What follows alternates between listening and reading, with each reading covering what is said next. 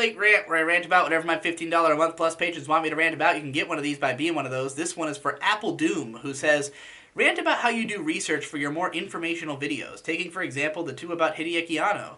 Where do you start? Which places do you comb? How do you deal with information locked behind language barriers, etc.? Well, typically I start by Googling them, reading all of the usual pages, so Wikipedia, Anime News Network, my anime list, any database, just seeing what comes up if I search their name, if there's any interesting, go on YouTube, search their name, see if you get any videos or, interviews on Google, stuff like that. Just read through whatever information is findable simply by looking them up. That's the first step. Then, for something like Hideaki Anno, I consider it paramount to consume all of their work, because if you're trying to get a read on somebody, as an artist, the best way to do that is to compare all the things that are similar about their art. Like, you kind of get a sense of what they're trying to do and say as an artist through doing that.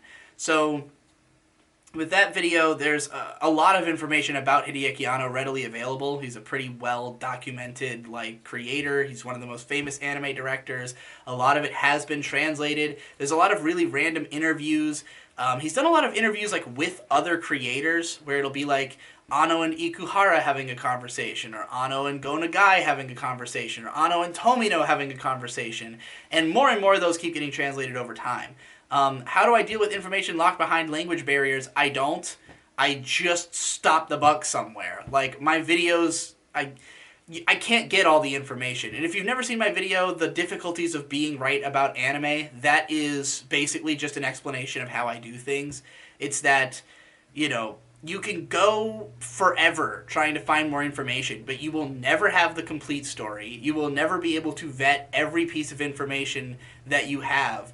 And, you just got to get to a point where you're pretty confident that what you're saying is accurate and interesting, and go for it, and so, that's basically what I do. I get to a point where I feel confident about the things I'm saying, and then I go for it. And I usually do mess up certain little details because they're reported differently in different places, or, there's just a lot of rumors that have been around for a long time but don't have good sources, Sometimes they are sourced with themselves or with related websites that just kind of whole cloth invented the information.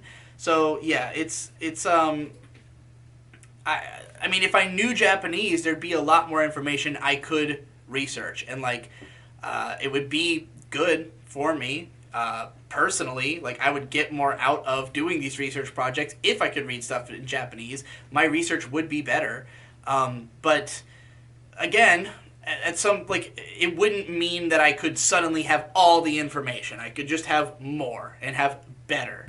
And frankly, for me as a career, getting that lost in the weeds could be a bad thing in a lot of cases. I think a lot of people get it in their head that they want to be completely accurate. They want to have everything be sourced, everything be vetted, and you just can't. There's a point that you get to where, you can't even always trust people's words who are at the source. Not everybody presents things in the most factual way, or, if there's not, fucking literally video of the creation process, you're getting a story that is at best someone's perspective in retrospect on how things went down, or what they were thinking. I don't even trust people as a source on themselves.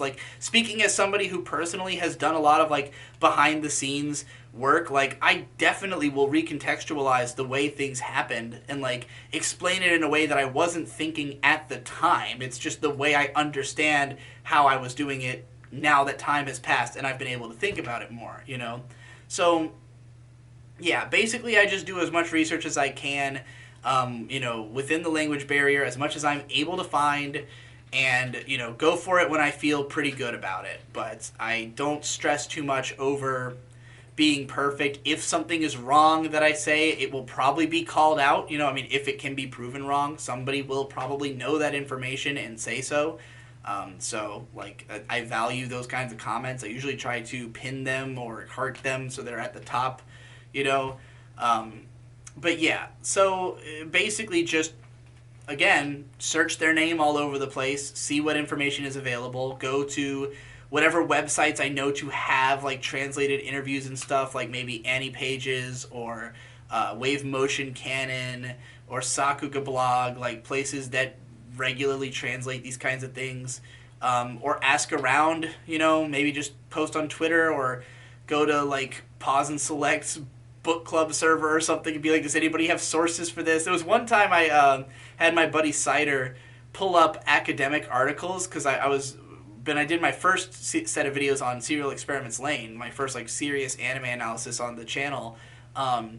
I wanted to like look up every possible thing that had been said about it. So I had him pull up like any mention of it in academia and like the academic database. But the writing that had been done on it was totally useless and basic and lacked even the perspective I did. So I was like, okay, well, I'm not doing this again because it didn't really help me out. But yeah, that's basically it.